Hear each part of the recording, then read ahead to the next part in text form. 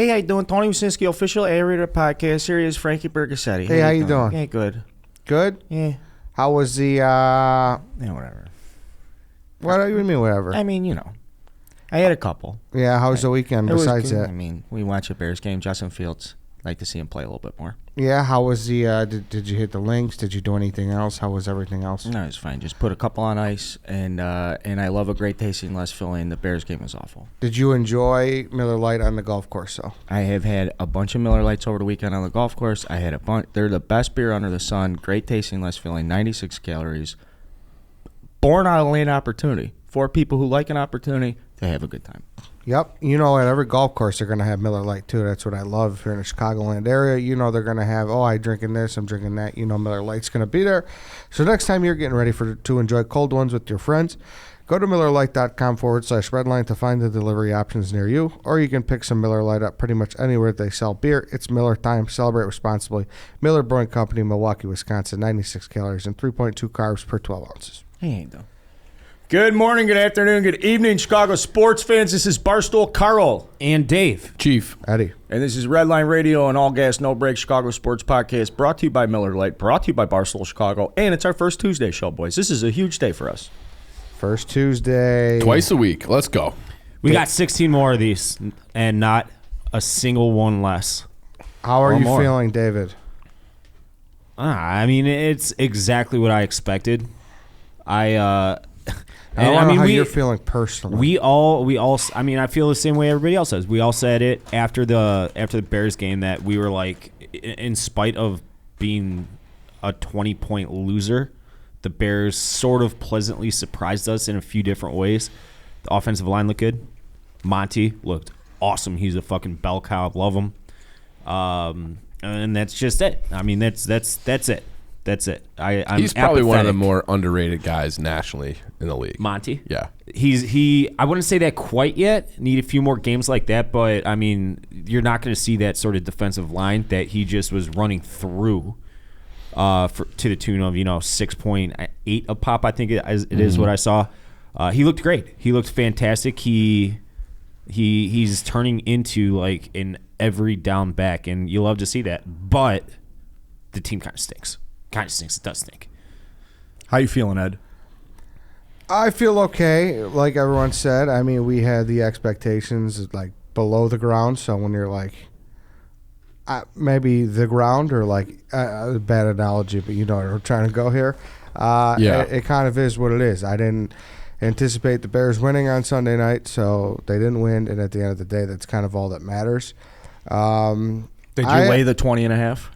No, I did not lay the 20.5. I am kind of interested in some things, though. I don't know. I feel like Twitter is just like, to use the term Nick Saban uses, is rat poison.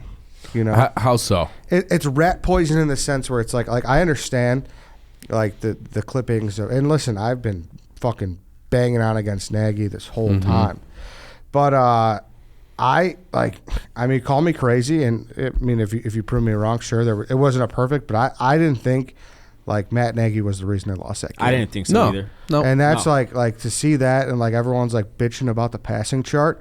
I mean, we ran the ball like 26 something times. Yeah, like we can't like, and especially us as this podcast, like I don't think we could make run the damn ball merch and then like be bitch about. Yes, right. Exactly. Like we ran the ball, they put Dalton in a position to succeed.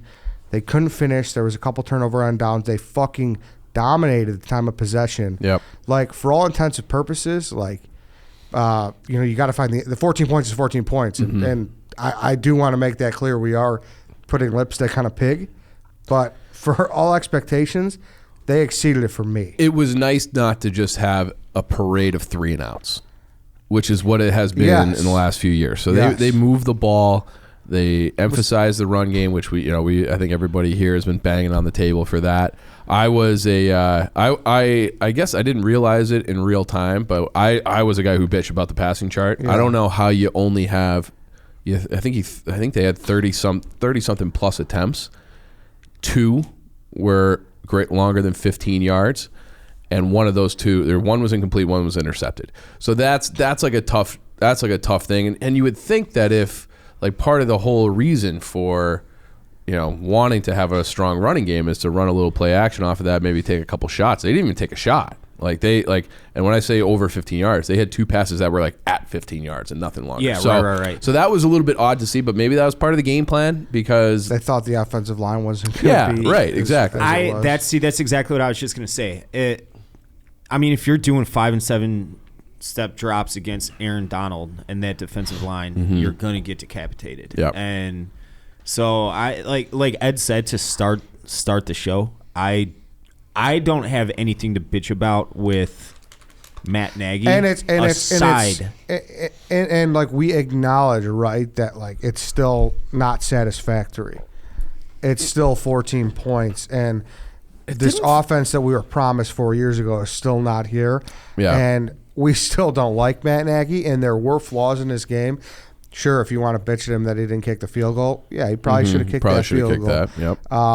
The play calling on 3rd and long and odd. See, that's all hindsight. It is hindsight, but it was Dave, also we were saying it real time on the stream too. That's fair, especially with the field goal. I don't know. It was one of those things where it's like you look at the score and it looks bad. It didn't feel like a 20-point loss to me. Like it felt like the Bears had moments where you're like, okay, and that's because they were in until the 4th. I mean, that's because they went 3 quarters and it was like, yo, defense, get a fucking stop. We went in, get a stop at the start of that second half, get a stop after they gave up a touchdown, went out, scored another touchdown, get a stop, gave it up, get another. There were the first 3 possessions for the Rams in the second half were like, yo, D, get a fucking stop. The Bears D 2018, we win that game. Oh yeah. We win that fucking game. Yeah. We might score 27 points and win that game. I think that's the point. Where it's like we were just kind of average that year, and average was good enough. Mm-hmm. And then the offense took a big step back the last 2 years, and then that's like and the defense. Yes, but it was just kind of back on par with 2018. So that's why I'm like, okay, yeah, like maybe not. And like I said, it's still not what we were promised. It's still not what we need to have to be a winning football team. Yeah. But as far as Sunday goes, I don't know. A lot of people were complaining about the passing chart. I just don't. I don't know what else there was to expect. Well, and Nagy had the quote where he's like, someone asked him like, what's the difference right now? Like, what does Andy Dalton do better than Justin Fields? And he's like, it's a good question. He's like, it's a fair question. Okay. And then he was like, Andy put us in a lot of good positions. Yeah. And that normally you'd be like, well, that's fucking coach speak. But he kind of did. Like it was third and manageable. And the entire game it was. Yeah, mostly. Yeah. So they're running, so like I think that is relevant, and they gave up they had some big time breakdowns. Obviously, I'm sure we'll talk about that with the defense. But if they clean those up, the game's probably closer. Like so it was. Andy Dalton did have. I was ready to be like, fuck him. Put Fields in immediately. I don't feel, and I still think Fields it probably gives him a better chance to win. Yeah, and that's why I said like Dalton was decent, and you would have thought like I fucking said he was like all pro. People are freaking out. But he was that's decent. What I mean, exactly. That's what I mean. Like everyone looks at that passing chart and it's just like more things to pile on. When it's like.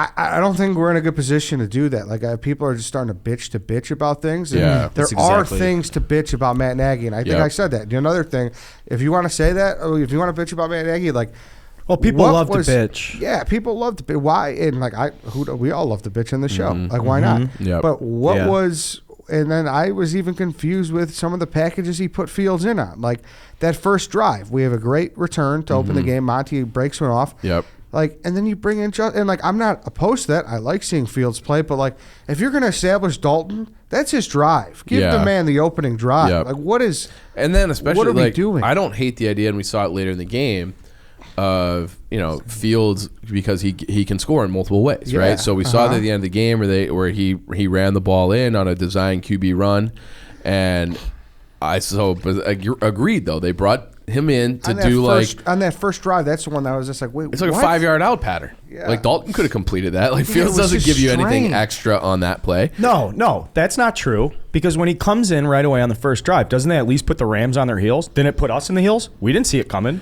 Oh, fuck, here Well, comes Justin Fields. So, but like, if he's doing McVay anything. already said that but they then were he just preparing throws a for fucking that. out route. I mean, whether or not he is or isn't prepared, it's like, Yeah. just because they bring in Justin Fields doesn't mean we got to run a fucking triple reverse. Like, he could still throw a button Sure. hook, and No, I'm sure that's. I know, but it was I understand what Ed's saying, where it's like if For he's about- your QB1 Yeah. and your first drive, you're inside the 10-yard line and you bring in Fields, and it's not something that Dalton can't do on that play. And Right. I agree, like, hey, if you're gonna have him do stuff, but it just felt like an odd spot to put him in. Yeah, if you're gonna bang the drum and establish the whole fucking offseason about how no, Andy's a starter, and then you bring him in like the first drive, Yep. and it's like, wait, we don't like really need to change anything up now. Andy hasn't done anything yet. Yeah, right. We literally had a great return, a great Monty run. Like let's let Keep the the offense rhythm, go. yeah. How smart do Yeah. you think Nagy felt, though? The fact that he's been sitting around all offseason being like, no, QB1, Andy Dalton, Andy Dalton, Andy Dalton. Then it's like, ooh, wait till I get him. You think any of it's like Nagy being cute, he gets a 5, he's like, ooh, I don't actually, know, I've got man. Justin Fields. It up my makes me sleeve. really wonder, like, what, because they sit around a table and they have a plan with this, right? Oh, yeah. Yeah, All yeah. the It plays are makes- scripted. It makes me truly wonder. I'm saying, like, as far as Andy and Justin. The usage. Yeah, Yeah. and they have a plan. They have probably a week circled. I just wonder like what the truth is, and I don't know. I think there's certainly reasons to bitch. Definitely more on the defensive side of the ball, like you said, and then even that interception. Yeah. If Cole Kmet doesn't get that penalty, it's I mean, 3rd and 1, and yeah. we could score that drive. Probably do. Yeah, Yeah. and there's Different ballgame. And then there's different things going on. So, like I said, people were so focused on that passing chart, and I was just a little puzzled by it because I think there were criticisms for Nagy, but I really do think he put the offense in with its personnel in the best position to succeed. Yeah. Giving that they want to start Dalton. Do you think we'll get more? It's Bengals Dalton revenge game. Sure. Do you think we'll get more? You think we'll get more Fields next week? I would imagine, right? Yeah. I would imagine. I mean, It'd be interesting to see what Monty can do with like on those like read option plays, like just like a little look to give him a little bit more crease. Like he looks so good in that game. Where if it's like he's probably your best player. You know, Monty. Yeah. Oh, And definitely. credit to the offensive line. I mean, They those were- guys up they- front Yep. were making Moving fucking bodies. massive holes. Yep. Aaron Donald, I mean, I'm sure he does those things where it's like, well, if you got to watch the tape real close to know what Aaron Donald's impact is. But he really didn't at least jump up on the screen till the very end of the game. Yeah, to he had me, the and big I was sacks to expecting end the Aaron game. Donald to fucking murder us. Yeah, Yeah. Whitehair played a nice game. Peters and Mustafa and Daniels and the Bears ran the ball, and that was like the first time I feel like we've really You seen left that one in guy years. out there. Fetty? I mean, he's the chairman of the Moon Book Club. Yeah, no, I was more But you saying didn't like call his between- name one time. No, like you for didn't sure, notice for him. sure. So that's a good I was thing. more talking in the run game because they Okay, seem to be fair, running yep. left. Yep. But Very happy with the offensive line. Because to me, that was our biggest. Yeah. Like, all right, Yeah, I and know what once I'm going to get from again- Andy Dalton. I know what I'm getting from Monty. You know what Allen Robinson's going to do. At some point, I was most disappointed in the defense, and we've already talked, but the big play, too. So going back, I think the offensive line to me was like one of the more pleasant. yeah, and once again, guys, we're not saying it's good. We're saying that they were serviceable and they did a decent job. I've Right. repeatedly Like, and called our that's what offensive line people a are bottom like- 5 unit. Yeah. Well, and it's like it's one of those things where you go into a test and you're like, I'm gonna fucking bomb this. Yeah. And then you get a C- and you're like, oh, Yeah. You know, like I'm gonna fucking. I'd even bu- give them a B, dude. To A be B? honest with Yeah. you, Okay. it B's. was- Who, the O-line? yeah. Well, I mean, we'll see. Borum at a high ankle sprain. Yeah. And- And Peters had a quad. So it's a problem. That's a big problem. Yeah. So I don't know where it goes from here, but and I think we're going to see maybe that the Rams defense isn't that good, but They also were That's saying to be during the determined. broadcast that they kind of beg you to run the ball. You know, like they don't load up the box, like they Yeah. don't. You know, we're where fine with it. yeah, and that is somewhat encouraging in a way too, because the Bears are still able to complete passes at a high percentage. They weren't like they were high percentage throws, but they were moving the ball through the passing game, and then that was something that the Bears ran into last year, where teams would just be like, "Fuck you, we know you guys can't throw, so Yeah. here's 8 guys in the box, do your best," and it wouldn't work, you know. And the Bears then they would just stall out. So the fact that the Rams, at least on some level, were playing a little bit softer against the run makes you think that maybe there's a little bit, you know, Dalton gives you a little bit extra than Foles or Trubisky did. Yeah, and you try not to be too reactionary. It's only one game. Yeah. So, I think that's important. All right, how about this?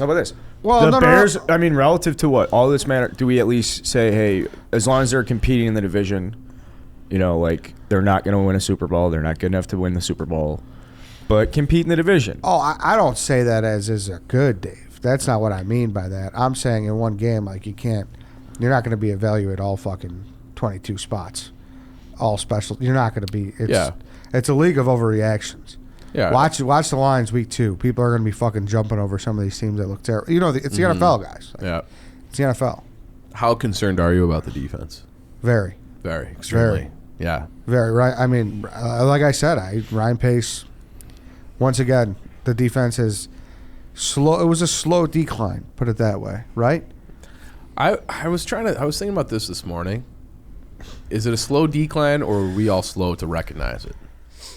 No, we started to recognize it last year. Yeah, we definitely did. And it was still pretty damn good in 2019. Yeah, okay. And then... But I feel like Mac, when he first came in that 2018 year, he just wrecked every single game. Like that, he showed up the Packers game, like almost won that Packers game week 1 by himself up in Lambeau. And then he had many games like that. And then you didn't see that as much in 2019. We said it was double teams, and then we're going to bring in Robert Quinn, alleviate some of that. He's the worst. He's the worst. Maybe we undervalued Leonard Floyd tremendously. Yeah, yeah, tremendously. I mean, we clearly undervalued Kyle Fuller. Our defensive backfield was brutal. Yep, it was pathetic. Brutal. Mac had 1 assisted tackle yesterday. Doesn't look like any pressures. Quinn had a half a sack with Hicks on that one play. They do have 2 great tackles. We'll give them that, the Rams. Yeah, and I did notice Mac was still getting double-teamed. So I'm sure it's one of those things where the stat sheet wasn't filled up with him. Yeah. But he was still affecting the game and, setting the edge, doing everything correctly, being in the right spot, blah, blah, blah. But, I mean, he's Khalil Mack. You want him to be an impact guy regardless. I mean, he was getting double-teamed his whole career. It's not anything new. You want him to decapitate quarterbacks. Yeah. And hasn't been doing that as much. And that's not a knock on him as much as he's just getting up there in age. I wonder how much of that is on the staff, too. Like, was Vic dialing things up in a way to put him in a better position to make those plays? Fair question. Could be. Fair question. And that's where I say, like, it's week 1. Like, I really want a couple weeks to sink into Khalil Mack to see what's actually going on before like you completely crucify the guy. Whereas like the whole front 7, to be in fact, aside from Robert Quinn, because we know what the fuck he is. Yep. And I would expect Eddie Goldman to play this week too. I hope so. They said that he's trending in the right direction. That's good. So that's good. But as far as the defensive backfield, like those 2 pass breakdowns, like that's Pop Warner shit. The other thing is. It really is. Like you're just like a guy wide open. It's like, wait, who has him? It's like, oh, I thought, that's just bad. So I don't know if that's Sean Desai, drawing shit to, or if it's just guys that don't know what the fuck they're doing. But defensive backfield was Dan tough. Orlovsky went kind of on a tirade saying that it was not on Eddie Jackson on that play. Like the defensive scheme that they were in, he was supposed to come down on that. Like they're in like he had quarters in the back side safety had Gibson. Yeah, he had the deep. It did seem that way middle. on the first one. Yeah. And that's what I said. Like I wrote that in my post game blog too. I was like, I'm not a fucking expert. Yeah, we'll see what the film breaks down and once the dust settles a little bit. Who knows? But I don't know. I think that's just that's what's going to happen if you're the highest paid guy and the guy that you're used to making all those plays, and then you see. Every time you see him on the screen now, you don't identify him with a big pick. You identify him with a big play. I think you're just going to kind of jump on that guy, fair or not. So, I mean, that's not the only reason he was bad all day. I mean, Chief and I were talking about the angles he was taking on. And he's never been a great tackler. No, but it was bad. It was extra it was bad. Yeah, there was a play there on the Rams were kind of going. It was like 3rd and 10 or something. And he had to make a tackle. Yeah. Like that was a big moment in the game. There was a play where he ended up making the tackle and it was only like a 2-yard gain. But Ryan and I looked at each other and were like, "That was bad angle." And he should have had him like right at the sticks or a 2-yard loss, maybe. Well, I thought Jalen Johnson was fine. Yeah, Jalen Johnson's a good player. He's a very good player. Yeah, he's a good player. I like him. Ogletree stunk. I like Personal Roquan, foul, you fucking obviously. asshole. You should have been benched. They don't really have anybody else, I know. But Christian Jones. Whew. I don't like the number changes. I was like, get the fucking number 4 off the field. Get 6 out of here. I don't know. I think I'm kind of with, like, when they made that announcement, I was like, oh, cool. Like, it won't be that big of a deal because we see it in college. It is a big deal, yeah. We see it in college all the time with the different numbers that are, all different positions, and it never bothered me. There's something about the NFL where I have like this adjustment period. I'm like, wait, what the fuck is going on here with these single digits all over the defense? Yeah. Hated it. Speaking of adjusting, if you want to adjust where you get your ADHD medication from, now is the time to do it, right, Carl? Innovative ADD.com. That's right. InnovativeADD.com. Go over there, sign up. It's a real clinic. It's a real medical clinic. They say no online bullshit. Yep. This is a real fucking clinic. InnovativeADD.com takes insurance, not like some of those other phony ones out there. It's a real place. You must be based in Illinois, though, for InnovativeADD.com. And they're based in Chicago, so they're here. They're medical providers you can trust. You definitely want to use them for ADHD management. But you can also turn to Innovative for other things related to primary care or urgent care. Nobody has time for doctor visits, so simplify your ADHD management with Innovative. After your initial appointments, you can see your provider virtually through telemedicine. Telemedicine visits save you time. Get online, get your medication refilled, get back to your life. Must be a resident of Illinois, like I said. And they have, compassion. They do a great job over there. So it's a pain in the ass, man. I'm going to see your doctor, pick up a Nobody script, likes all going that to the stuff. Get in doctor. the car, you're sitting at 290. I got to get off on 88. You're driving around. Fuck that. Sitting on that fucking paper with your legs dangling. I hate the doctor's office. This is way better than doing that. And they take insurance, so Yep, a lot of those huge. places don't. So make sure you keep that in mind. Got to be an Illinois resident. Switch over InnovativeADD.com. You pay for the PPO. You pay for the fucking PPO. Yep. Go use it. Awesome. But yeah, I don't know. What was guys. that awesome you just said? You go awesome. Awesome. I thought it was a good ad read. It's a convenient service. Let's say that. Let me Yeah, check in for a I second. don't know, We that play the Bengals on Sunday. Mm-hmm. And do you feel like it's a game that we can win? I do. Do you want I'm asking you sincerely, and I'm trying to look you in the eyes, Ed. Yeah. Do you want to be 1-1 on Monday, or are you just still like kind of evaluating? Well, we don't have our pick, so tanking is irrelevant. Right. So yeah. that hurts. So yeah, let's you gotta Like if try to we're win. not if we're 0-2, are you more mad or are you removed from results? No, I'm numb, guys. Like I said, I came in here months ago and being I was very down and I was, very upset with the direction of this team. It is what it is now. The season started. I don't think we're good. I think we're a joke of an organization. I think our general manager is horrible. I can't believe he's going to get his 8th draft, possibly. I think our head coach isn't any good. And I'm just trying to break down this team as best as you can. Well, let's leave it. Let's leave it. I'm proud of you. I think you're doing a good job, man. We'll get into the Thanks. Bengals game. I'm really trying. Yeah, we'll do the Bengals game obviously more on Thursday. I just want to give me 3 positives and we'll get out of the Bears. You can come up with 3. You've already said 3. I just want you to list them. I want you to say it out loud like a positive affirmation. Get your head in the right spot going into the next game. We ran the ball. There we go. said. That's 1. Yeah, like Over you 5 said. a pop for the entire game. Dave said, I believe it was in that preseason breakdown, I'm excited to watch pieces like Monty, and I'm like, Monty. I was like, before you know it, we're going to be fucking deep in, ready for a rebuild, and he's going to be ready for no contract, and it's basically going to be a... Oh, go play for the Yeah, Jets. exactly. Here, Yeah, the Jets. exactly. I just had, I thought of this 2 minutes ago, right after the ad read. So, Ed, you're going to have to speak to this because I'm not, adept on the financials of Well, you running just thought an of it. NFL organization. What if, say they go, 7 and whatever, 9, 8, whatever 7 it and is, 10. 7 and 10 this year. Trade fucking fire sale. Trade everybody with value that is not on a rookie contract. What about trying to extend Fields and Monty sort of like the White Sox did with Chris Sale and Quintana and all those guys. Like, get those extra couple of years out of them. Get as much draft capital as possible. Because they just opt out, Dave. They don't go to camp, and then they make a big fucking deal in the media, and then they get a new contract. I'm trying to think outside the box here. I'm saying baseball, you're just like, dude, here's your contract. Just go. Like, NFL players hold out. They act like bitches, and they get their money. Like, there's just something about... Yeah, I mean, Patrick Mahomes did his early, but... like, that's what I'm saying. But Mahomes. And he, you know... You're not going to do that with a quarterback. Justin Fields would be foolish to do that, too. Well, and then Mahomes did it early, but he got $400 million, and I'm sure he's going to renegotiate at some point too. Sure, you know he's not just going to be like, oh, thanks. But that's what I'm saying. If he skipped the first day OTAs, he'd probably get a new. If Patrick Mahomes was like, man, I want a new deal, he'd probably just give him a new deal, right? That's just the NFL. But here, my point is this: this: he got a is piece like of the Royals. What? Yeah. Was that actually? No, I don't know, but it was like yeah. at the same time. So. Yeah. The sky is on the table. But my point is for this: Justin is like my worry is that the Bears are going to waste.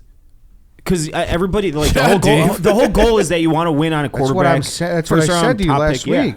It shouldn't be a worry. It should be a reality. Exactly. So what? Yeah, like we are. Like, yes, get ready, Dave. Like, odds are in our favor big time that all our draft picks right now are just wasted. Roquan Smith, Jalen Johnson, Cole Kmet, David Montgomery. I thought Kmet looked good too, aside from that penalty. Like, the odds are in that favor, sadly. Yeah. But things do change quickly in the NFL. They can if you have good management. It's a league of risers and fallers. So, but like it's such a catch-22 because you're getting guys that are trying to save their ass. No, I know. They're looking like we're kicking the can down the road. We got so much dead money tied up. The next guy's going to come in here and he's going to look at the books and he's going to be fucking. That's when you do floored. At how much of a moron Ryan Pace is. Yeah. Floored. I was trying to be positive. Vikings lost, Lions lost, Packers lost, Bears lost. So. It could be a bad division. It could be. It is a bad division. But then are we the NFC East? Are we the new NFC East? Hey, I'll speak for Ed right now. You asked for 3 positives. You said the run game. Here's a positive. The Packers looked horrific. Did Aaron Rodgers age 15 fucking years this offseason? I think he he's looks trying like to an look like old that. lady. Yeah, he didn't look. He did not look good. So. The division stinks, but then it's one of those things like is a 7-10 playoff berth good? No. I mean, you want to know the only thing that gives me hope about that situation? What's that? They fired Lovey after 10 wins. So even if they go 7-10 and make the playoffs, or 8-9 and make the playoffs, will they still be like, all right, fuck you guys? They might. I just can't believe that this guy's still with this franchise. It's crazy, dude. It was like jarring. Crazy. It was It's not jarring when you just said he's about to have his 8th draft. It's crazy. That is absurd. Yeah, time flies when you're not having fun. I would have 8 years. Fuck. Like, well, so with Emery.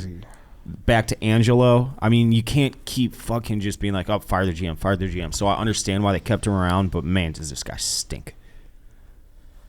He stinks. I think this is a function, and I've seen this across some of our other teams in the city, that when you have guys who aren't like a Ted Phillips, who aren't like, oh my God, like I'm a big hockey guy, and they don't, sorry, I'm talking about hockey, or a big football guy, and they might not necessarily have like the network around them because they just didn't grow up in the game like a lot of the other top executives in the NFL. They don't have the resources to rely on to get a second opinion, and then all they get is like inundated with their own guys and their own spin, and if we're doing this, and then it starts to probably sound smart because like you don't know any different because you're just Ted Phillips who came over from fucking Pepsi. He's the common denominator over all the garbage of the last 2 decades. It's Ted Phillips. And George has said, oh yeah, like I'm not a big football guy, so I got to trust my football guys. It's like, that hasn't gotten you very far. It's wild, man. Yeah, it's wild. I think Wani's coming in, so we're gonna have him on for Thursday. So we'll get pick more his into brain. it. Yeah, we'll see what's going on. Like, what's the deal with Ted Phillips? Yeah, first question. What's the deal with Ted Phillips? What's that guy like? Yeah. So we'll see. Yeah. We'll have a good conversation with him, hopefully, and kind of see what it's like to be in that building, to be in that organization, and to see what he sees now. So, I think that was our Bears discussion. Are you going to talk about yesterday or no? Yeah, I went out, played golf with Joe Maddon. But It was great. He's awesome. Good time. Had a very good time. Had a friend set it up, and we played. We had like breakfast, coffee, golf, lunch. Fucking hung out for like 15 hours. He lives up to the hype. He's legit. He's all that stuff about being cool and relaxed and the vibes. Is he a good golfer? Yeah. 85 hits bombs. Okay. Hits it he had a couple drives, 280 yards, big draw. Damn. Big draw, soft hands. Good guy around the green. Did some of like what you've seen from the Cubs like make sense meeting him? Mm-hmm. Yeah. Yeah. It's a hard game, baseball. 162, brother. I was disappointed that there's the restaurant and while things were falling apart, it just seemed like things were moving in different directions with the Cubs. Mm-hmm. And my sense is that sometimes you just got to move on and stuff. And it was like winning the World Series, going to 3 straight NLCSs, going to 4 playoffs, in a row, and it's like, and people aren't happy. And does he have a bad taste in his mouth? Did he say anything like that? Fuck no. No? Oh. I don't think that guy's capable of holding ill will or grudges. I got some great life advice from him. I mean, away from the Cub stuff, away from like baseball, just being able to go out and spend time and be around him. Like I said, he lives up to the hype. Like I played one of the better rounds of golf of my life, and a lot of it was like, hey, Carl, man, I think you're gonna hit a good shot here. Like little shit like that. We're like, yeah, dude, I think I am. I think I fucking am, Joe. It's hard not to be jealous of Joe Maddon. Why? He lives a good life. Because he just kind of lives a life that's like full of bliss. And I'm sure, like, I know everything isn't what it seems off the surface for everybody, but I don't know. There's something about him that's like, man. So he really is. It must be nice. He lives above a certain level where, like, there's stuff he's just not going to bother him. You're just not going to, you are not going to get under that guy's skin. He gave me a great compliment. I hit a bad wedge shot. I slapped myself, and I was like, I love you. You're gonna hit a good shot, buddy. And I went up to the next shot, hit it close. He came up to me, and he goes, that's good self-love, man. That's how you love yourself. And he was talking about, like, that's life, and good baseball players are able to forgive themselves for mistakes, and people need to be more forgiving of themselves and shit. It was fucking heavy stuff. He's got, like, I'm going to smoke weed with Phil Jackson in Montana vibes to me. Like, that seems like how he'll spend his retirement. Just, like, living that RV up in the mountains, just doing nothing and just chilling out. That would be awesome. Yeah. That's a real, that I can make real. That happen, I'll never see you cocksuckers again. Leeching off my existence. So come on, Dave. What I would hope is that the Cubs have to get to. We need like a we need a reset. I like Jed. I give Jed a lot of credit. I think Jed's taking on a lot of hard decisions right now. But everybody else that works there, I feel like, just go to another organization, or like just get out of there. From Crane Kenny down to the scouting people, like everybody just go. Yeah, I think Jed needs to relook at the way he does things as well. Like, I think there was maybe a way of like the Theo way, and that's what he's always learned and everything. But I think baseball has advanced. I think baseball's far advanced the Theo way. Yeah, so I think it's. Cubs have a lot to do. Like the strategy they had in 2012 to rebuild with the young position players and stuff was like the last great strategy the Cubs had. Then they hung on to it. They won a World Series with it. And like how you do it. Like Dave talks so much about what the White Sox are doing, with cats and everything. And I just hope that that's something that the Cubs are cognizant of and like ready to fucking do. I don't think they are. I think they want to. I think it all starts with a fucking balance sheet.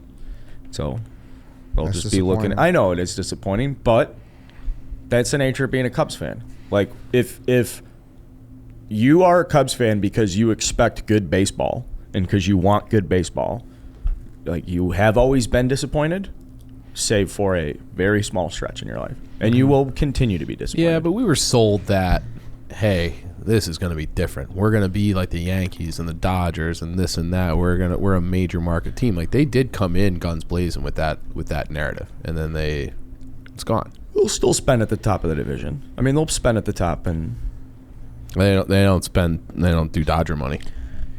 Yeah, I mean, they're top 5 payroll for the last 6 years. You know what I need them to do? I need them to sign one of either Carlos Correa or Corey Seager would be nice, because all these Yankees fan loser fucking dickheads are just like, oh, we're gonna Evil Empire's back. I fucking hate that organization. So if the Cubs could do that, I'd appreciate it. I kind of would like that to happen for personal reasons. You want the Cubs to do you a solid? Yeah. Okay. What's wrong with that? But besides that, Kris Bryant here probably in a few minutes. Yeah, we're gonna have Kris Bryant on the show. Yeah, which I have been so caught up in hanging out with Joe Maddon that I absolutely forgot we're gonna have Kris Bryant on the show. This is a lot of years coming together for this conversation, and we have a lot of respect for KB and what he's done in this town, and I hope that you guys enjoy this stuff, because to me this is like to sit down with KB. This is like his, I don't know, maybe I'm overhyping it because the conversation, for me, I'm so fucking biased, but I didn't hear him talk about this stuff. I haven't seen him talk about this stuff, so no.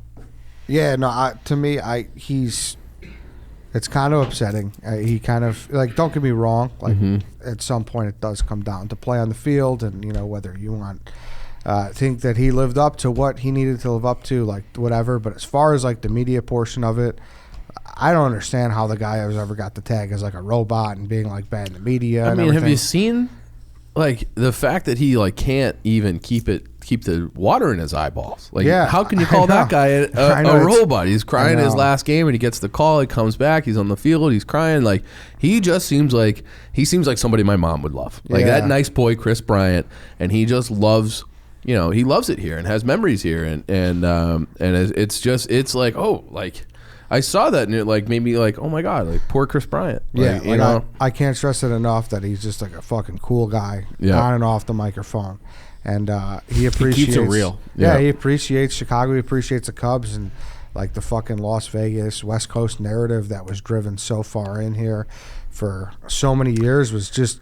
It was bullshit. I always wonder where that comes from. No, I mean, I think it's because he's just reserved, and I think he's not.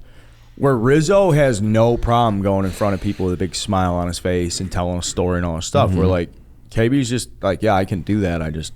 Do I have to do that? Yes. Do I have to walk? Do I have to go up to the media guy and be like, oh, does he have to remember the daughter's name? Do you think? No, he's just trying to, like, do his own shit, do his job, and go home and fucking sit on the couch with his wife and watch a fucking show. That's all he wants to do. Do you think that he wishes Redline Radio started in, like, 2014? Honestly, because, like, we've gotten stuff out of him. What was the third interview? That it's like a much better window into who he is than this narrative that's been out there forever. I don't know. Yeah. And it's just like it couldn't be more wrong, and it's just like, for whatever reason, he only does it with you guys. So maybe the narrative is because he's being from the West Coast, and his dad throws in BP, and he's been with his wife forever, and it's like, oh, if your family follows you along, your family's going to want to go back to where they're from. Maybe that's the only thing that I could think people grasp for straws on that shit, but that's not to say that they don't like in Chicago either. I got it. What? I think people take it personally that they think he doesn't like us as much as we like him. I think maybe people around, like, the media and stuff, like, yo, why isn't KB warmer and friendlier and goes out of his way for us? And it's almost like there's this, I'm taking it personal now. And it's like, oh, well, he doesn't like us. And now I feel slighted because I don't get this warm fucking Anthony, even though it's there with him. He's just kind of whatever. Yeah. And now I'm going to take that personal, that he doesn't like me the way I like him, so now I'm going to start. Well, he wants to go back to the West Coast. So you're going to make up lies about him, like, not make up lies, but you're going to interpret truth differently. You're going to interpret facts the way that fit your narrative. Then that to me, Carl, sounds like a lie. That's what that. No, that's not a lie. A lie is something you do. A lie. If you're perpetuating a narrative that's not true, then that to me is called a lie. You're feel like interpreting facts to your benefit. That's a lie. I see where both of you are coming from. I mean, that's like alternate. A lie is facts. A word with a definition. I think yeah. And intent matters. Yeah. So if he hasn't given you anything Like, that's what I mean. I feel like the narrative has been wrong about him, and it's odd to me because he seems like such a good guy.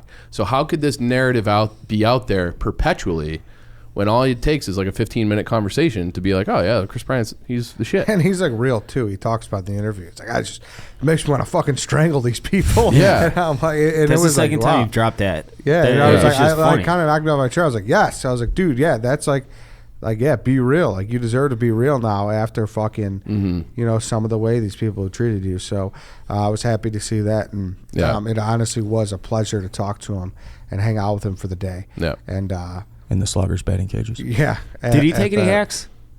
No, dude. I was just wondering. Although, I here, figured hold he on. didn't. Hold but- on. Oh, that's You a took a Sluggers welt? welt right there. That's a Sluggers welt. He asked me, I just let the record show, I just stood up and showed a bruise to my room. He asked me to lean into one. And I did so happily. You have to. There you go. Kris- Yeah, we It's both like- respect the guy a lot. It's so. like in Eastbound and Down get when to the the guy interview. asked Kenny Powers to burn a heater for him. But first, Can you burn one down the middle for me? Dude Wipes. I want to Before- talk about Dude Wipes yeah, first. before we get into the interview. Do you have Dude a Wipes. favorite product? I'm sure fucking Dude Wipes, they're Chicago guys. I'm sure they appreciate Kris Bryant. I hope so. Shout out Sandberg. They do appreciate Kris Bryant. They have such a full suite of products. Whether it's your cornhole, your armpits, your face, they'll take care of it all. They want you feeling good, Dave. Love those dude showers. Love the little Energizer wipes too. Yeah, you get the corners Is of that your a- eyes. Do I smell eucalyptus in this energizing wipe? This is so refreshing, Dave. Yeah, it gives you a little pick me up. Mm-hmm. It's just get them. I don't want to say they like alleviate your bags or anything, but when wipe it on your face, you get that. It feels like a nice brisk fall wind hits you, but you're like washing your face at the same time. It's lovely. I love it. Stop using the bullshit toilet paper. Start getting Dude Wipes. Start getting these Dude Showers, the Dude Powder. They got it all at dudeproducts.com. Use code BC15 for 15% off your entire order. 50% off. That's nice. I didn't know they had the powder, and when we were out in Connecticut golfing with Quenville, you and Tom were like, we should get some powder. I'm like, we don't need powder. And then zoom in on my ass. I just had the You need worst powder. I needed the powder. I'll tell you this, too. If I had dude powder, that my whole day would have been better. You're a sweaty guy. My buddies genuinely are always on my ass, being like, dude, you got any more Dude Power? Really? Yes, they're always asking for it. I was like, all right. Like, they gave me like a box of 6. Like, I don't have any more. But You guys ran through with your go sweaty asses. Order some, you fucking Yeah. cheapos. Yeah. With what promo code? BC15. There you go. 15% off your entire order, dudeproducts.com. All right, Carl, you could take it away. Here is the Kris Bryant interview. Whoosh. All right, welcome to the interview portion of today's show. We are in the Sluggers batting cages with Kris Bryant. It's Carl and Eddie. Kris, thanks for jumping on the show with us again. Yeah, I'm like a regular with you guys. I feel like now. You might be one of our most regular guests at this point. You actually are our most frequent guest. I'm totally fine with it. And I think we have to ask you the same question off the bat every time. Are you having fun, Kris? I don't know. Ask Jesse Rogers. Thank you for that. I feel like maybe you might be, I guess, a little freed up from kind of the atmosphere. But now that you're back here, like you see the marquee, you drive through the morning. Is it different now? Does it feel like any other day? No, it feels. I mean, it's what it's been, only a month, so it still feels new. But no, I mean, I think anytime I come here, just whether it's playing baseball or on a vacation or like a commitment or whatever, it's always gonna feel like home. Like going my certain ways, driving this lakeshore or whatever it is. It doesn't feel any different. I mean, it's the only thing we're staying at a hotel instead of an actual home or an apartment. So. I mean, different entrance too, right? I mean, I think it's... Yeah. I mean, I guess ask me tomorrow. I've never been in the visiting entrance or the visiting side, so that might be weird. Yeah, gee, I haven't even thought about that. You're gonna hit BP at the same time as the Cubs. You'll be like, all fucked up. I'm gonna park in the players' lot and go in the building. I don't know if I'm welcome that way anymore, but no, that's gonna be weird. I haven't thought about that. Yeah, they're going to be asking you for tips. You'll be like, I don't even know, guys. This is my first time. Yeah, it's my first time from this angle. Well, they already are asking me all the Wrigley Field. The what's the wind do? What's the wall do? What what are their signs? No, they haven't asked that yet. I don't even remember our signs. Is there like a first tip you gave though? Like, what's like your first thing you tell those guys about Wrigley? Oh man, well, definitely. I mean, day game. Obviously, the first thing you do in the morning here, playing here is you look where the wind's going. Yeah. I mean, if it's blowing out, don't hit it on the ground. And play back on balls in the outfield. And then obviously the sun too, like in right field, Jay has always done a really good job of, catching balls out there in the sun. But yeah, there's so much quirks and things at Wrigley Field that make it, one of the best fields to play at. Yeah. It's very unique. So I think a big thing was the last moment in the dugout. They got that shot of you just kind of soaking it all in. Yeah. Do you kind of remember what your last thought was there?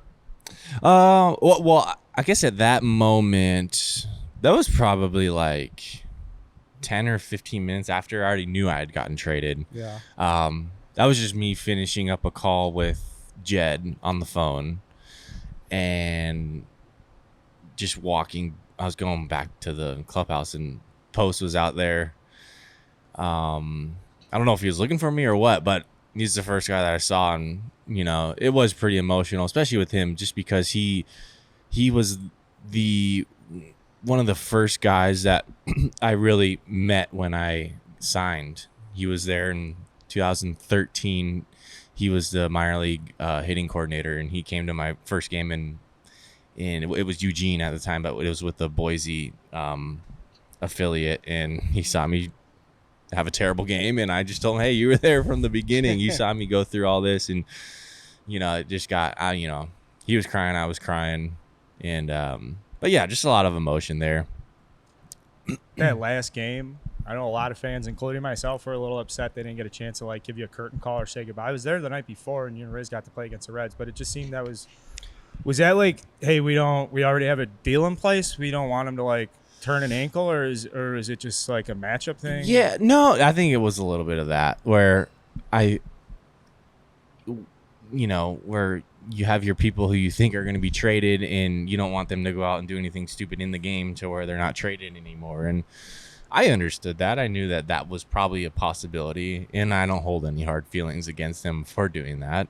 And maybe the fans were a little upset about it, but I'm here this weekend, and I get more at bats in Wrigley Field, and however the fans want to express. Are you anticipating a reaction? I don't know. I mean, yeah. I mean, but is there any part of you that's like, man, I hope it's all positive? Like, they better not say anything mean. Of course. You hope it's all positive, but I don't know, man. You have to be the one rallying. If you hear the anything troops. mean, it's probably you. Yeah. Okay.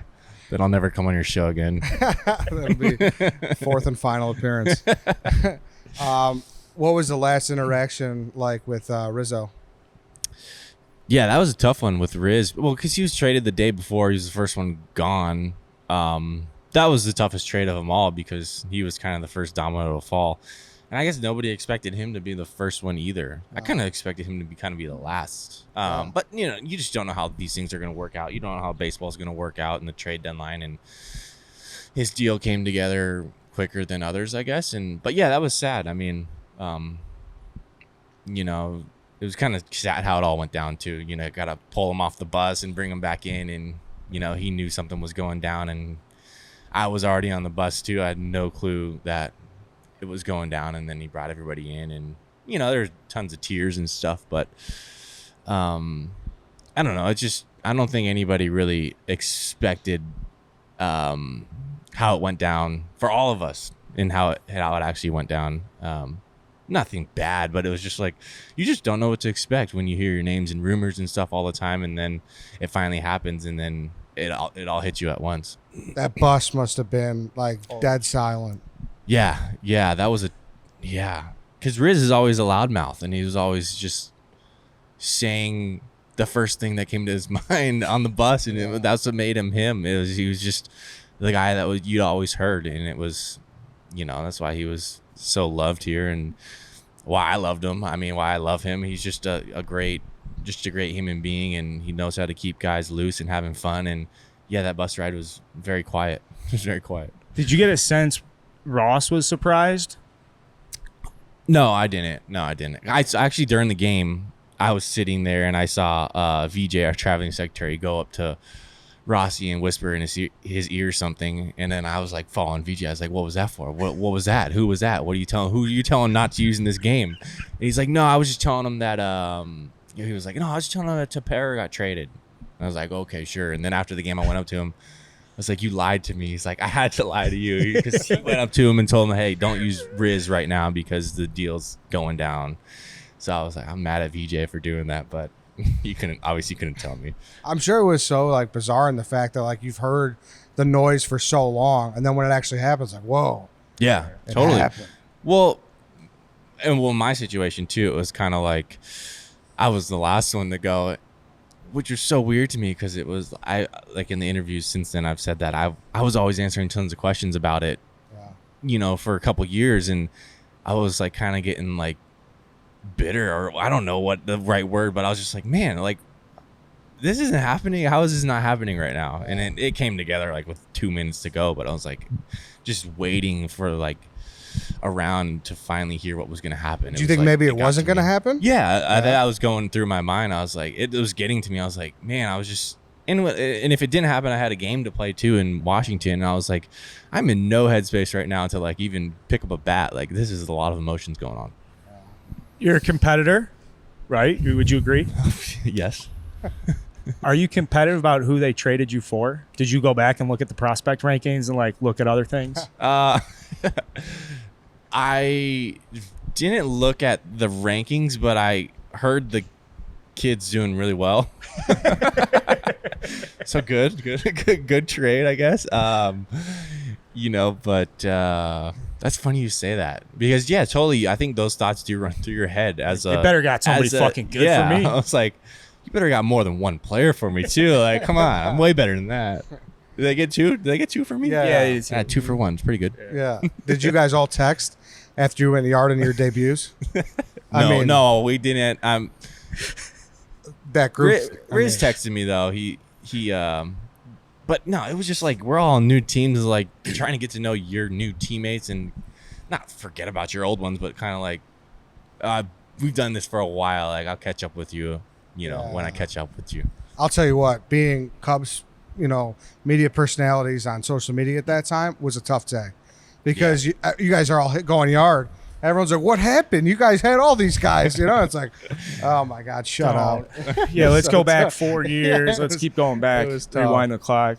Yeah, I mean, but at the same time, like, I don't know. I still, even though we weren't here anymore, I still think that's kind of cool to see. As I don't know. You can speak to it, but as a fan, it's like, yeah, that's kind of cool to see that your guys here that have done it for so long are, started off good with their new team. I'll tell you exactly what it reminds me of. When I graduated college and I got done playing baseball, there were a couple of my friends from the team that went to the minors. One had a cup of coffee with the Orioles for like 6 games. Of those 6 or 7 guys, every single day for years in the baseball season, one of the first things I do is get up and check box scores from the night before. Yep. Just because I'm like, did Dom hit a home run? Did Brandon, steal an extra base this weekend? Yep. And like, it's not every day with you guys, but I'm going to those box scores. I'm checking the scores at night. I'm dialed into the Mets, the Giants, and the Yankees. And so there is something cool about that. And I give you guys credit for at least putting us in that position where we fucking feel for you guys. We will be feeling this way. That's awesome. That's cool. My pussy sentiment aside. No, I relate to that too, because like when I got drafted not even when I got drafted, when I was still in college, and the guys who had gotten drafted, like I was always looking at their box scores in the minors. And then when I got drafted and the guys who got drafted around me, I was like, I want to see what they're doing every single day. Because you're invested in them, you care about them. Like you've built a relationship with them over 3 years for me and 6 years for me here in Chicago. And we were talking earlier about Frank the Tank. Like we get upset with him when he tries to talk shit about Javi. Like we're like, shut up, dude. I just wrote a blog this week. It was like, are Mets fans sick and tired of, or have they actually realized Javi Baez is a good baseball player now? They talk all that shit. Now all of a sudden, that's beside the point. We don't want to put words in your mouth. Yeah, but you stick up for your dudes. It's cool. Well, my fucking guys only. your guys. They're not the Mets guys no more. I think being a professional baseball player and athlete, but more probably baseball than the other sports, so unique. Relate yourself to like a regular, 30-year-old guy. No one's getting traded. They're not coming up like, hey, your boss is like, hey, you have to move to Seattle tomorrow. They just traded for you. You have to go out there and sell a bunch of software for this company. Yeah. Like, logistically, or what does it look like for just a guy starting his family, living in Chicago? Like, all right, you're traded to the Giants. Like, just get the fuck out here, or we're gonna move your stuff. Or like, well, no, the Giants, they were really good about it in terms of. I think they understood the situation. I flew to D.C. and they're in San Francisco, literally the furthest two cities apart from one another. And it's like the next day we had a day game too in San Francisco. It's like, okay, how am I going to get there in time for this game? And of course they want you there because like we just traded for you. We want you in there right away, but they were really cool. And Scott Harris, obviously being with Chicago before and having a relationship with him, he said, hey, just get here whenever you can, pack up your stuff, take your time, with it, which, I mean, as someone who's going to a new team, it's like, that's nice to hear. It's like, because there's so, like I said, so much emotions and so much stresses that you do have to deal with in getting your stuff together to get out to a new team in a new city. But no, they did a great job with it. And my wife did a great job packing up 6 years of living here in Chicago. Did she forget anything though? I mean, it happens. She might have forgotten something, but nothing like important. So good job, Jess. Yeah, she does. She's amazing. She does. Where's the bat for my first career game when I struck out 4 times? Forgot it. 4. Come on. 5. 3. No. Oh, okay, whatever. Wait. Well, okay, in the minors, but not Boise Idol. I'm talking Padres, James Shields. I was 3. All right. 3K. Wow, some fan you are. Oh wow, you were a fan after 16, huh? Yeah, it was. That's when I started watching you guys. First blog ever I ever wrote was about. I think I used the phrase November 3rd. light tower power. Yeah, fuck November you. 3rd, 2016. Light tower power. What's the biggest difference you've noticed between Wrigley and Oracle?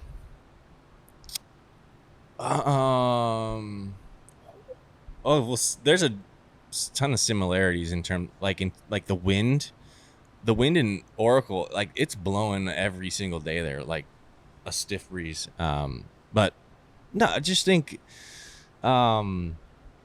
Wrigley's a nice park to hit in the summer. Oracle's kind of a pitcher's park, but there's a lot of hits in the right center field gap there, and if you hit it well, it's going to go over the fence. But there's definitely been some balls that I've hit to the warning track, and I'm like, ooh, that might have been a homer at Wrigley. Yeah. So, but you never know when to expect here, too, because it could be blown right in your face, too. Yeah. Well, probably one of your biggest home runs ever probably came at that. They're right. Doing the DS? Yeah, that was a good one. I was telling her off the top of they have like the cars there. Yeah. Like he probably would have robbed it if it wasn't for those cars there. Yeah. So, but they've moved them like down the line a little bit. Oh, really? They're still there, but they're like right down the line. I'm like, but yeah, that was a really. But we lost the game. Did you have to apologize to like any of those teammates when you came in? Like, hey, we knocked you. Like, I have very good memories here. You guys may not have good memories of me in your ballpark. No, because I mean they've won 3 World Series very recently, so there was no apologies. Yeah. They were just more happy to see me there. What about the clubhouse? Wrigley, obviously big changes while you were there. Big clubhouse renovations. Yeah. Like who's got it? Who's got it better? What's kind of like the big juice for Oracle? What do you like there? What do I like there? We were saying earlier, the chefs there make some really good food before and after the games. Like, I mean, I'm trying not to get too fat there. They feed you well, which is nice. Not saying they didn't feed us well here. It's great food in Chicago. But yeah, I mean, the clubhouse and amenities here at Wrigley Field, they did an unbelievable job. I mean, I don't know if there's pictures or whatever, if anybody can see those. They did a really good job. Back in San Francisco, it's a little bit smaller, but I mean, very comparable in terms of the access that we have to things in how they treat you too. I mean, both organizations did a great job of basically giving the players like your locker was all set up when you got in there, right? Like everything was kind of taken care God. And yeah. I mean, we show up at the hotel there, and I never open like the closet in a hotel. I never hang my clothes. It's just in the suitcase. Yeah. We were like, oh, this hotel's nice. We're like opening the closet and like, oh, what? There's like shirts, giant shirts everywhere, hats, a jersey for Kyler. Oh, wow. So they did a great job at like welcoming me Was and my it- family. Was it different in the sense where obviously you were part of the group of guys here? Like I'm sure you guys had many meetings, many conversations before games. Did you walk in and was it like Posey's like, "What's up, Kris? Like, welcome to my clubhouse." is that you know what I mean? I mean, That's what Yeah, I wondered. that's Buster. He's just like standing there at the door. He's like, well, welcome to my clubhouse. I've won 3 World Series here.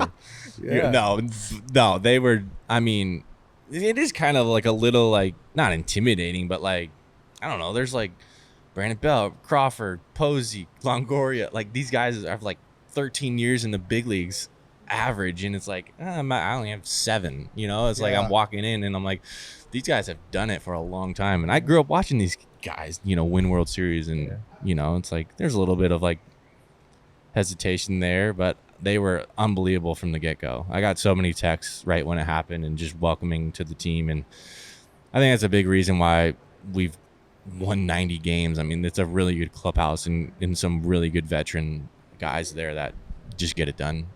are you hesitant to run into anybody now that you're back here? Is there? Hesitant? No, I'm looking forward to seeing every single one of the guys. I mean, I've gotten a bunch of texts so far, and are you excited? I'm like, of course I'm excited. It's going to be fun. Like, I love playing in Wrigley Field. Just the atmosphere, the day games. Like, as much as it sucks playing day games at Friday, Saturday, Sunday, and like 3 in a row, it's like, that's just what the Cubs do, and it's fun to be a part of that again on the other side now. So nobody, when you see him, it's not going to be like No, yeah, you know what I mean? no. I just hope that, you know, I was telling everybody yesterday after the game, I was like, this is my weekend, okay? Like, I don't want to hear no complaint from anybody. Like, it's my weekend. I got the red carpet. They're going to carry me in on a chair. You know, this is just what's going to happen. You're just going to have to deal with it. We saw, I think you said VJ earlier. Is any under the radar people that kind of fly below you're gonna really excited to see or spend time with? I mean, Don't say VJ either, because I'm with you. Like, VJ's the man. VJ's the man. The players are obviously what make the thing go. I mean, I have so much memories with them. So I mean, seeing Happ and Hayward and Hendricks and Wilson and just the people that I've been around for so long, it's obviously fun to see them. But the people that don't get enough credit are the ones behind the scenes. You know, the clubhouse guys, Right. Danny, Matt. I don't know if you've probably ran into all those guys, but they're just really good people. And I mean, like, some of my best friends that really, like, they obviously want us to win and do well on the field, but it's like they just really care about me as a person, and like, that's, you know, all I could ever ask for from these guys. We're on topic. I'll say it. Jeff McGee, my favorite behind the scenes guy Jeff for a number of McGee. years. What is Wilson Contreras saying to you first plate appearance, and how do you think he's going to pitch to you? Is he going to talk shit to you, or is he cool? Like, That's a good question. I don't know. I mean, he hates the other team. he hates whoever the other Nah, team he is. doesn't hate the Come other on. team. He's just passionate. Wilson, I think that's just the biggest, you know, misconception with him is that he hates the other team. It's like, no, he cares. He cares too much at times, and that's what makes him great. But hopefully he's just putting down fastballs right down the middle, so I can at least get one hit in this series. It'd be really That'd cool. be embarrassing if you went all for the series. what? Just don't want to put It's it in okay. your I'm just head, but gonna- it would be. I'm just embarrassing. gonna enjoy the experience and have fun playing baseball. Yeah. Have you been following this team? I mean, they're They're doing well. Yeah. I mean, it was like really bad and then like really good. yeah, I mean, like from afar, like I'm a fan. Like, it's cool to see. Like, yeah. I'm happy that some of the newer guys are making a name for themselves and getting a chance to play, and the fans are embracing them, and there's shirts being made about them. Yeah. Yeah. It's cool. I'm not gonna lie. Like, I really, it's really cool to see. Frank Schwindel, what do you throw to him? I don't know. He doesn't get out. He doesn't get out. It's the best. Is he play first base? I think he plays first It's the and best a little first bit of baseman outfield. Chicago's a ever little bit seen. Did you hear He's that? doing well. Frank's doing well. We like Frank Schwindel in the city. That's cool. This is what I'm hanging on to. Who did he come? Well, he was traded, right? He's like an Oakland guy. Oh, he Behind came with Matt the Chafin Olson deal? and- Yeah. Jeez. No, wait. No, No? I don't think so. Oh. I got to look into this. I got to get more read up on where Frank Schwindel came from, Some because it was fan August, you and we're are. like, the guy's name's Frank Schwindel. What's he doing here? NL Player of the Week. I think his OPS last month was 1,600 or something. Did you switch teams? Did you? Are you a Giants fan? I now? mean, it sounds like you're jealous that it's easier for me to forget about your great times while Frank's powering the gaps. Okay. I'll have a good. Hopefully, I have a good like video tribute tomorrow. It'll be cool. You know that video board's coming, bro. You think it is? I haven't heard anything. You don't think there's like a song there they got ready for you? Make a Maybe prediction. some like the organist playing some like warming up Kris on the organ piano. I don't know. I don't know what's gonna go down. All right. Do you have? Would you more pressure? Where you're at now with the Dodgers race? The Dodgers race? Caught yourself. You caught yourself. No, the Giants and the Dodgers race. Yes, yeah. To close out the season. You know the implications of this. Wild card versus, obviously. Right. Or after you win the World Series with the Cubs and having to be around the Cubs and the pressure of like, where are you guys at? Are we going to get back to that? Oh, the pressure. That's a good question. Well, no, I mean, I think after winning a World Series, the pressure is like relieved a little bit, especially when you hadn't done it for so long. You know what I mean? Mm-hmm. So like, I feel like that pressure isn't as high as being like, hey, like it's a wild card game or a NLDS, like, and that's the moment that I'm in right now too. So like that feels like it's more on my shoulders. But no, I mean, after 16, it was like a lot of relief that we finally did it, and it's very well-deserved relief too. Yeah. Because that was being down 3-1. No one expected us to do that, Right. And we did it. So It's like, I think we deserve the reward of kind of like taking a breath. Yeah. Did you hit a home run in Game 5? Yeah, I did. And 6. I guess. Remember that. Yeah. I guess my last question, and I don't know if you have anything else, but we got to ask. I mean, would you return? Yeah, and that was, I mean, I've been getting asked that too a lot with the media, not recently, but after it happened, and that's what Jed told me too on the phone call in the dugout there in Washington. He's like, hey, we're not shutting the door on anything, and I told him the same. I said, why would I ever shut the door on a place that I've grown up with? Like, I feel like sometimes the story around me is that like, oh, he hates it here in Chicago, and I'm like, it's just like I just want to like just strangle some people who say stuff like that. It's just like, God, like you just don't know me. Like I've never had those feelings or thoughts in my mind. Yeah. And why would I? Like, I've done some really cool special things here, and why would I ever just want to be like, oh no, would never want to return to that. That sucked. No, yeah.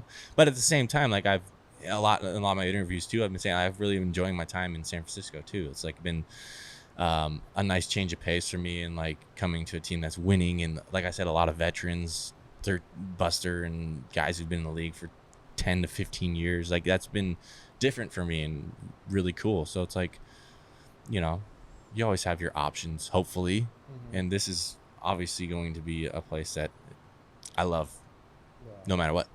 Well, good luck with everything coming up, close out of the season, seeking a good situation for the long term afterwards. Baseball players love that word, situation. It's a good situation. It's a good situation. And in free agency, expect your agent to get a call from Barstool Chicago. We'd like to make a bid for your services. Maybe when I'm retired. Yeah. There we go. Kris, thanks, man. No, thank you guys. Honestly, thank you guys. We love you. I like coming on your show too. So thank you. It's KB, man. Fucking Sluggers batting cages, and it's just huge. Love this guy so much, and I think I told him this, how I really do watch them. Like my buddies that I'm following the box scores, and the guys are in high A, and you're like, I can't watch my buddies. Like I'm obviously watching and following as much as I can, but like I'm checking up on my former players. Like they're my friends. Like we went in, like we grew up together, and I'm just so interested in his path. But credit to him for putting me in that position. Outside of this, Cubs. I do want to say I'm very happy that we've moved Redline Radio 2 shows a week. Yeah, this was nice. Yeah. This is This was a nice time. it was cathartic. Yeah. Yeah. Is that an appropriate term for that? adjective, Ed? I think so. To talk about the Bears and talk about Kris Bryant. Get some stuff off our shoulders. And it's going to be different every time. Like, we might not have an interview in both shows. We might have an interview in one show. Might have an interview in no shows. Who knows how it's going to be. We're going to play it out as it goes. And it might be more just fucking bullshit about our weekend or anything. I'm sure there'd be more college football talk and shit like that. So it's really could go anywhere. So I was convinced that we were going to spend 10 minutes on me drinking a green smoothie here. Like I thought that was what that's was gonna, very possible. Yeah, like if we're just going to kind of shoot it from the hip. How much weight did you lose drinking that? This was enjoyable. I'll have to weigh myself when I get home. How much you trying to lose? I could probably stand to lose like a healthy 25. I would say would be You're a good gonna number. take a big shit after that. Can't wait. Get some dude waves. There you go. Yeah. All right, boys. All guys. No breaks. DJ, play that shit.